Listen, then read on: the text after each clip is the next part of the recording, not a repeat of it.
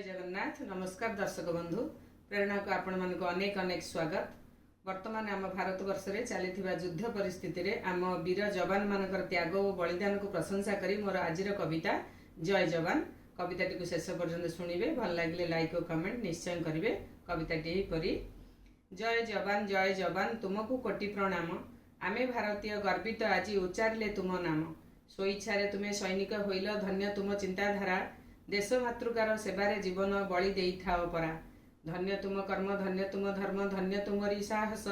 धन्य तुम पिता माता परिवार देश प्रेमे सर्वे वश। संग्रामी जीवने आनंद तुमर लोड़ा नाही मोह सुख। वीर रक्त तुम धमनी रे बहे वीरत्वर गाथा लेख। भारत मार सुयोग्य संतान लढ़ु अछ दिवानिशी। तुम लगी आमे रात्रि निद्रा जाऊ निश्चिंतरे घरे बसी। जेते प्रशंसिले कम पड़ी जीव तुम त्याग आउ निष्ठा।